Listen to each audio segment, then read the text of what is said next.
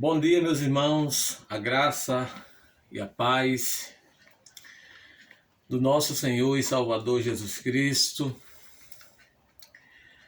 Apesar de estar um fim de semana chuvoso, como tem sido esses últimos dias, mas nós devemos dar graças a Deus, não é? Porque Ele é o provedor de todas as coisas. Dele provém a nossa salvação, a nossa redenção, a nossa justificação, tudo aquilo que envolve a salvação e também as nossas necessidades, o pão de cada dia, o ar que respiramos, a manutenção de toda a vida humana procede de Deus. A chuva que cai, o sol que brilha, enfim, tudo provém de Deus, disse o apóstolo Paulo. E por isso nós devemos dar graças a Ele por tudo, né? O apóstolo Paulo ele vai dizer aos irmãos de Tessalônica que nós devemos dar graças a Deus por tudo, por tudo. Então, graças a Ele por esse dia maravilhoso, esse dia bendito que nós estamos vivendo. E que privilégio, né, viver mais um dia desse. Porque quantos não são as pessoas que anoiteceram e não amanheceram esse dia, né? E nós estamos gozando desse dia maravilhoso. Então, bom dia para todos os irmãos. Bom dia para todos os irmãos. Nós estamos fazendo alguns vídeos de uns dias para cá sobre as coisas que Paulo se refere aos irmãos de Filipenses. Filipenses capítulo 1, verso 12. Eu queria ler com vocês. Leiam aí Filipenses capítulo 1, verso 12. Olha o que diz o apóstolo Paulo aos Filipenses 1:12. Ele diz assim, lembrando aos irmãos que Paulo está preso em Roma, a primeira prisão domiciliar, né? E ele diz assim, quero ainda, irmãos, cientificar-vos de que as coisas que me aconteceram têm antes contribuído para o progresso do Evangelho. E essas coisas que aconteceram com Paulo aqui, elas não estão narradas na carta que ele está escrevendo aos Filipenses.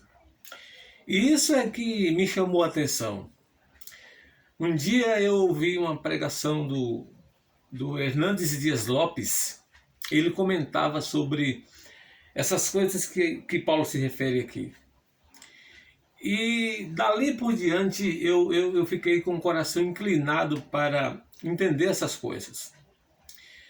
E essas coisas estão narradas no livro que Lucas escreveu em Atos dos Apóstolos, a partir do capítulo 9, porque Paulo entra em cena a partir do capítulo 9, né, de Atos, e vai até o capítulo 28. E são coisas que nós devemos tentar descobrir, não nos seus mínimos detalhes, porque são muitos os detalhes, mas os seus pontos mais de destaques. Como, por exemplo, a perseguição que Paulo enfrentou em Damasco. E eu ouvi o Hernandes fazendo menção sobre essas coisas aqui e fiquei maravilhado com a maneira como ele narrava. E li também em livros que ele escreveu. E fiquei pensando que essas coisas são relevantes para nós. Porque são coisas que Paulo vai dizer que não impediu o avanço do Evangelho. Inclusive, no mesmo capítulo que nós lemos, capítulo 1 de Filipenses, no verso 14, ele vai dizer que os irmãos, estimulados no Senhor, pregaram o Evangelho com mais ousadia. Ou seja, Deus deu força aos irmãos para eles pregarem mais o Evangelho, ao verem Paulo preso ali em Roma. Então, são coisas relevantes para nós. Nós já chegamos, pela graça de Deus, com simplicidade, não é? Na segunda viagem missionária de Paulo. E Paulo está em Atenas, na Grécia. E Paulo chega em Atenas, depois de sair escorraçado de Tessalônica, exortado de Bereia. Chega em Atenas, ele está esperando os seus companheiros de viagem, Timóteo, Silas, que ficaram na Macedônia. Enquanto ele espera esses irmãos, Paulo faz uma breve viagem a Atenas e ali ele vê uma cidade tomada pelos deuses, tomada pela idolatria, a cidade de Péricles, a cidade de Sócrates, a cidade de Platão, a cidade da filosofia está mergulhada em trevas, no que diz respeito ao conhecimento de Deus. E Paulo observa, em seguida Paulo fica indignado com aquilo, porque ele entende que aquilo que Deus abomina, nós também devemos abominar, nós também devemos desprezar, e nós não devemos compactuar com aquilo que Deus se ira. Então Paulo fica indignado e Paulo toma a iniciativa de trazer em debate esse assunto na sinagoga. Ele debate na sinagoga todos os sábados, era um costume dele. Depois Paulo sai da sinagoga, onde tinha judeus e gentios. Depois Paulo sai da sinagoga e vai para a praça pública. E na praça pública ele discute a ideia com todos aqueles que estavam ali. Encontra duas linhas de filosofia, os epicureus estoicos, discute com eles, e Paulo vai parar no Areópago. Porque todos que chegavam na Grécia, com um discurso diferente, com a ideia diferente, com a novidade, os gregos logo levavam para o tribunal dos gregos, para se explicar. Não importa se era na corrente filosófica, não importa se era na área da ciência, não importa se era na área religiosa, tinha que se explicar no tribunal dos gregos. Então Paulo está lá, e diante dos gregos, Paulo faz um dos maiores discursos da história, que está aqui em Atos capítulo 17, a partir do verso 24. Nós já fizemos alguns vídeos anteriores, simplesinho ali, e chegamos agora no capítulo 24. No capítulo 24, Paulo vai mostrar uma verdade insofirmável, que é a grandeza de um Deus, a grandeza do Deus desconhecido para os gregos. E aqui ele vai falar sobre Deus criando o mundo. E eu falei no vídeo passado que aqui, com essa verdade de um Deus criador, Paulo confronta o evolucionismo, Paulo confronta o naturalismo, Paulo confronta aqui o dualismo, e Paulo confronta todos os que estão aqui com essa verdade de um Deus criador do céu e da terra. Hoje eu queria prosseguir e tentar fechar esse assunto do sermão de Paulo em Atenas. Eu queria terminar falando de 3 verdades sobre esse Deus criador dos céus e da terra. Em primeiro lugar, ele não é apenas um Deus criador, ele é também Senhor daquilo que ele criou. Na parte B do verso 24 diz assim: sendo ele Senhor do céu e da terra. Olha só, Paulo não tem nenhum constrangimento de diante dos gregos dizer que Deus é um Deus criador. Porque está aqui os panteístas, os naturalistas, os evolucionistas pensando nos nossos dias. Mas Paulo também vai dizer que ele é Senhor. Na terra de César, Paulo chama Deus de Senhor. Mas Deus é Senhor do céu e Senhor da terra. O que é que significa isso? Que ele não é apenas um criador, ele tem domínio sobre aquilo que ele criou. Ele cria e domina. Ele cria e controla. Tem domínio sobre aquilo que ele criou. No verso 26, Paulo vai dizer assim: de um só fez toda a raça humana. Evidentemente que aqui nos arremete a Adão, de um só homem, ou talvez de um só casal, fez toda a raça humana. Então todo ser humano vem de Deus, tem uma origem no Senhor, procede dele. E Deus, ele não apenas fez, mas ele tem também controle sobre a raça humana. Para que Deus fez? Paulo vai dizer: para habitar sobre toda a face da terra. Olha, para habitar sobre toda a face da terra. E havendo fixando os tempos previamente estabelecidos e os limites da sua habitação. Você percebeu aqui claramente que Paulo está dizendo que Deus fez ou criou e tem um domínio sobre toda a habitação humana. Ele é Senhor. Ele é Criador e é Senhor. E para que Deus faz isso? Verso 26. Para buscarem a Deus. Olha, irmãos, a criação, ela não existe por si mesma. Ela foi criada por Deus, Deus tem domínio sobre ela, sobre a sua habitação. E Paulo vai dizer, para que buscarem a Deus. Se porventura tateando possa achar. Ele vai dizer, bem que não está longe de cada um de nós. Aqui ele está falando de um Deus transcendente, acima e maior do que tudo que criou, mas um Deus emanente, um Deus que está perto de cada um de nós. Então ele é Senhor. E nós somos descendência dele, vimos dele, existimos nesse mundo para ele. Então ele é Senhor de nossas vidas. A segunda verdade em seguida é a bondade desse Deus. Deus é bom. Deus é bom. No verso 26, aliás, verso 25 diz assim: nem é servido por mãos humanas como se de alguma coisa precisasse. Olha a parte B agora. Pois ele mesmo é quem a todos dá vida, respiração e tudo mais. Olha, ele mesmo, o próprio Deus, a todos dá vida. A vida não é obra do acaso. A vida é providência de Deus, é um milagre de Deus. Ele mesmo dá vida, respiração e tudo mais vem de Deus.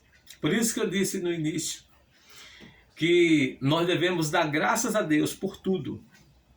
O ar que respiramos, o pão que temos, a água que bebemos, o chão que pisamos, o mundo em que vivemos, porque tudo isso vem de Deus, o Criador dos céus e da terra. Então veja que Deus é bom, Deus é maravilhoso, Ele é bom por natureza, e Ele é bom para com todos os homens, Ele é bom para com todos nós, pessoas ruins, pessoas que transgridem sua lei, o seu mandamento, desobedecemos os princípios que Ele estabeleceu para nós. Deus é bom, Deus é maravilhoso. Ele permite que toda a sua criação busquem. Agora perceba que Paulo está dizendo que Deus quer que o buscamos, mas não o buscamos como eles estavam buscando, através de objetos, através de coisas que Deus não permitiu que buscasse a Ele. Mas perceba que Paulo ele usa aqui falas de poetas gregos. Aqui no verso 28 diz assim: pois nele vivemos. Olha como isso é maravilhoso. Pois nele, no Deus, vivemos. E nos movemos. E existimos. Onde é que está, irmãos, a força? Onde é que está a razão de vivermos? Em Deus. Existimos nele. E nós dependemos dele para viver, dependemos dele para existir, dependemos dele para nos movermos. Como alguns dos vossos poetas têm dito, Paulo pega aqui o gancho dos poetas gregos, porque dele também somos geração, verso 29. Sendo, pois, geração de Deus, não devemos pensar, imaginar que a divindade, que esse Deus criador de todas as coisas, é semelhante ao ouro, a prata, ou a pedra trabalhada por arte e imaginação do homem. O que é que Paulo está dizendo? Que nós não podemos fazer Deus para nós mesmos. Por quê? Porque nós somos feituras dele. Ele é quem nos criou a sua imagem e semelhança, e nós não podemos criar Deus para si mesmo. Deus jamais pode ser criado. Ele não pode ser o resultado de uma obra humana, de um artesão que faz uma estátua de ouro, de prata, de pedra, de madeira, não importa o material, e que imagina que aquilo ali é um Deus. Nós não podemos fazer isso de jeito nenhum. E ele vai usar aqui o ponto dos poetas gregos. Paulo está dizendo, foi os poetas de vocês que dizem que nós somos geração de Deus. Verso 29, sendo, pois, geração de Deus, não devemos pensar ou imaginar que a divindade, Deus, é semelhante ao ouro, a prata, a pedra, trabalhada pela arte e imaginação do homem, um artesão. Então, Paulo que apresenta nesse sermão 4 verdades absolutas. Primeiro, o Criador dos céus e da terra. Deus é Criador. Ele é o protagonista. Dele procede o mundo. Segundo, o Senhor de todas as coisas. Ele criou, mas governa. Terceiro, a bondade dele. Ele é um Deus bom. Mas em quarto lugar, Paulo apresenta aqui um Deus Salvador. O Deus da graça, como diz o apóstolo Pedro. No verso 30 e 31, Paulo vai dizer assim, ora, não levou Deus em conta os tempos da ignorância. Olha que boa notícia para nós, hein? Todo o nosso passado, quando considerarmos a verdade do Evangelho e se submetemos a essa verdade do Evangelho, Deus não leva em consideração, em conta. Agora, porém, notifica aos homens que todos, em toda parte, se arrependam. Quer dizer que o arrependimento é universal, assim como o pecado é universal. Existem 3 coisas na Bíblia que nós podemos dizer que é universal. Existe mais, mas em relação à verdade do Evangelho, 3 coisas são universal. O pecado é universal, o arrependimento é universal e o juízo vindouro também é universal.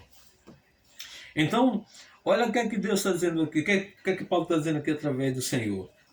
Agora, com a pregação do Evangelho, notifica, ordena que todo homem se arrependam em toda parte. Aqui não existe classes sociais e aqui não existem posições, não existe se é sábio, se é ignorante, se é branco, se é preto, se é rico, se é pobre.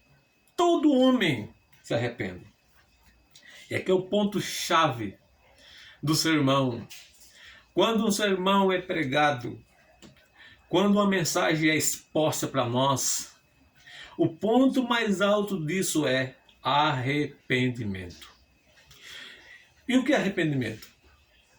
Arrependimento, alguém já disse isso e eu concordo plenamente, que é a ciência de saber que está errado. É a ciência de saber que está errado. A palavra grega para arrependimento é a palavra chamada metanoia, né? E arrependimento, eu já ouvi alguém dizer que ela possui pelo menos 4 pilares.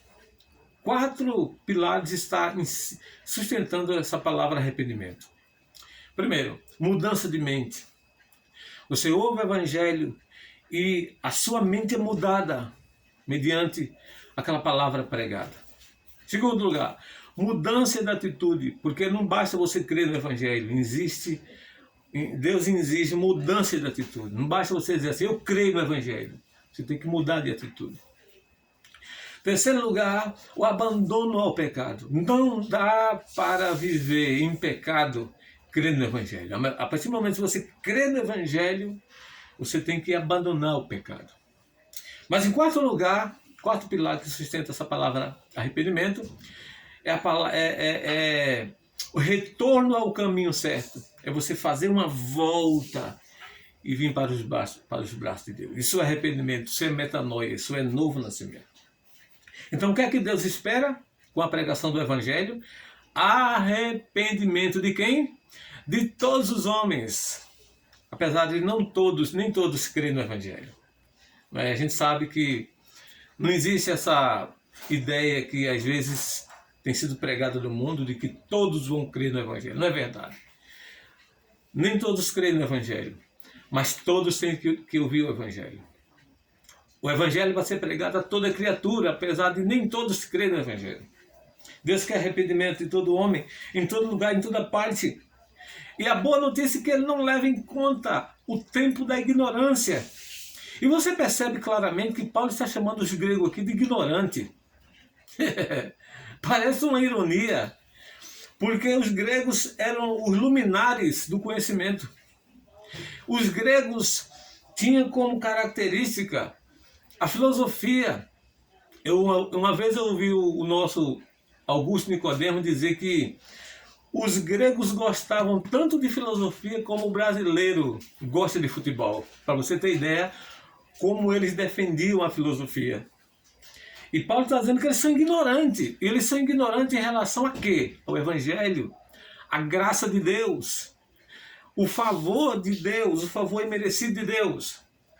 Agora, qual a razão de Deus querer ou exigir, ordenar o arrependimento? Olha o verso 31. Leia o verso 31 aí. Porquanto estabeleceu um dia em que há de julgar o mundo com justiça. Olha aí. Porquanto, Paulo vai dizer, estabeleceu um dia em que há de julgar o mundo com justiça, por meio de um varão que destinou e creditou diante de todos, ressuscitando ele dentre os mortos. Então, a razão primária do arrependimento é que Deus há de julgar o mundo. Um dia Ele vai julgar o mundo. E todos nós, se não nos arrependermos dos nossos pecados, enfrentaremos inevitavelmente o juízo de Deus. Enfrentaremos inevitavelmente o juízo de Deus. Esse dia já está estabelecido. O meio pelo julgamento já está estabelecido, que é a justiça. O juiz já está escalado. Não há possibilidade de falha nesse juiz. Então perceba, meus irmãos, que Deus quer arrependimento, mas o fato crucial aqui é por conta do juiz. Ele vai julgar o mundo, ele vai julgar o mundo. Ele vai julgar o mundo. E quando Paulo termina esse discurso, Paulo termina o discurso dele aqui em Atenas, ele percebe que 3 grupos se dividem. Não é interessante? Eu disse que o Evangelho ele é para ser pregado a toda criatura, mas nem todos creem no Evangelho. É verdade. Todo sermão, todo discurso, existem pessoas a favor e contra. Existem aqueles que creem e os que não creem no Evangelho. Qual foi o primeiro grupo do discurso de Paulo? Está aí no verso 32. Quando ouviram falar de ressurreição de mortos, uns escarneceram. Primeiro grupo aqui foi os que escarneceram do Evangelho. Já pensou? Escarneceram do Evangelho. Os incrédulos escarnecem do Evangelho. O segundo grupo aqui foi os que adiaram o arrependimento. Aí no verso 32 diz que: e outros disseram, a respeito disso te ouviremos noutra ocasião. E quem somos nós para garantir outras ocasiões para nós ouvirmos o Evangelho? Que poder nós temos de garantir uma manhã para ouvirmos o Evangelho outra vez? Quando ouvimos o Evangelho, o que Deus espera de nós é naquele momento ali, a crença imediata do Evangelho. Mas houve aqui um terceiro grupo que foi aqueles que creram. Olha o verso 34. Houve, porém, alguns homens que se agregaram a ele, a Paulo, e creram. Olha só, se agregaram a Paulo e creram. Esses são os bem-aventurados. Esses são os mais felizes de todos os homens. Crer no Evangelho é a maior felicidade, porque não passará pelo juízo de Deus. Deus não leva em conta o tempo da nossa ignorância. O nosso passado ele é apagado aqui mediante a crença no Evangelho. Agora, crer no Evangelho não é apenas dizer isso é verdade. É crer e se agregar ao Evangelho. Viver uma vida separada para o Evangelho. E quem são essas pessoas que creram? São várias, mas existem duas pessoas aqui descritas por Lucas. Entre eles estavam Dionísio. Quem era Dionísio?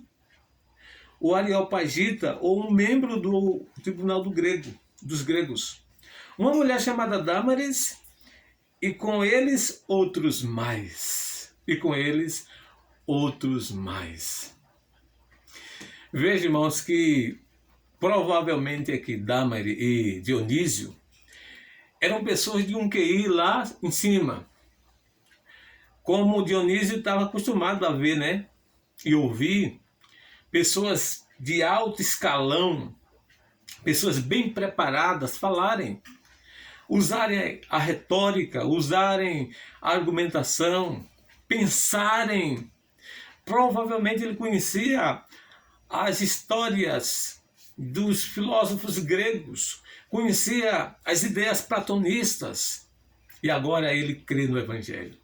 Para você perceber que o Evangelho alcança toda a classe, pobre, rico, sábios, ignorantes, não importa quem. E não é questão intelectual para você crer ou não. Um homem como Dionísio, ele tinha QIs, ele tinha uma preparação acadêmica elevada, mas mesmo assim ele crê no Evangelho, acredita na mensagem do Evangelho, crê no juízo eterno, crê que Jesus é o Salvador, crê que Deus é o Criador, crê que Ele é Senhor, crê que Ele está no controle de todas as coisas, crê na bondade dEle. E eu queria terminar essa mensagem falando de 3 expressões do Dr. John Stott sobre o juízo de Deus. 3 expressões. E achei lindo essa definição aqui do Dr. John Stott sobre o juízo de Deus. Em primeiro lugar, ele vai dizer que o juízo de Deus é universal. Ou seja, Deus há de julgar o mundo. Um juízo universal. E o que é que significa isso? Deus há de julgar o mundo. Ele vai julgar vivos, mas ele vai julgar mortos. Ele vai julgar sábios, ignorantes. Ele vai julgar homens, ele vai julgar mulheres. Ele vai julgar incrédulo. E ele vai julgar crentes. Porque tem gente que crê de forma natural em qualquer coisa. Ele vai julgar o mundo. E não há como escapar desse julgamento. Não há. Se rejeitarmos a verdade do Evangelho hoje, o julgamento de Deus é inevitável. Segundo lugar, o juízo de Deus será justo. Ele não apenas será um juízo universal, mas será um juízo justo. Ou seja, não vai dar errado esse juízo de Deus. Não tem como dar errado. E ele vai julgar com justiça. Se Deus condenar qualquer um de nós, Ele não cometerá um erro.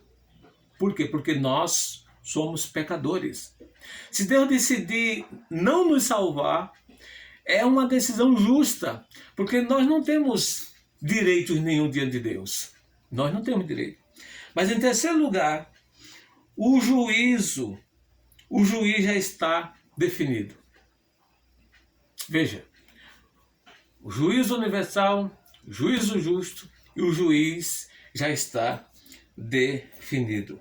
O dia marcado, o juiz definido, não tem como dar errado. Ele vai trazer sobre nós o seu juízo. Mas a pergunta é, como escapar do juízo de Deus? Não tem outra alternativa, a não ser por meio do Evangelho. A não ser que nos arrependemos dos nossos pecados. Não há como escapar do juízo de Deus. A boa notícia é que nós temos a graça de Deus em Cristo Jesus. E que Ele, mediante Jesus, nos reconcilia, nos dá vida, nos livra do juízo vindouro. E Jesus vai dizer que Ele é o caminho, Ele é a verdade, Ele é a vida, e ninguém vem ao Pai senão por Ele. A boa notícia é que nós temos graça sobre graça do Senhor Jesus. E nós temos recebido dele essa boa dádiva. Jesus é o sumo sacerdote que adentrou aos céus e nos consagrou pelo novo e vivo caminho e nos aproxima cada dia do Deus de toda a graça, o Deus criador dos céus e o Deus criador da terra. Se Deus quiser, vamos prosseguir nessa caminhada em que nós estamos fazendo até chegarmos à prisão de Paulo, né? Estamos ainda na segunda viagem missionária. Se ele assim permitir, vamos falar aí da terceira viagem missionária, nessa questão de Paulo ser preso em Jerusalém, ser conduzido para Roma, como ele não queria que isso acontecesse. Fiquem todos com Deus, um bom dia a todos, um bom final e início de semana. Se Deus permitir, estaremos de volta pela graça do nosso Deus. Agradeço a vocês que já se inscreveram em nosso canal. Muito obrigado. Eu sei que do outro lado tem um parceiro que nos ajuda nessa caminhada, nessa tarefa, nessa missão, nesse projeto que Deus nos concedeu. E vocês que não se inscreveram, se inscrevam, né? Se gostou do vídeo aí, deixe o seu comentário, o seu like aí. Passe para outra pessoa, porque é importante que a gente passemos o Evangelho a outras pessoas. Alguém já disse que discípulo faz discípulo, e é verdade. E alguém que é salvo pela graça, eu já ouvi isso, é alguém que sabe aonde tem pão, aonde estão dando pão de graça, e passa para outras pessoas sair. Um bom dia, fiquem todos com Deus, em nome de Jesus.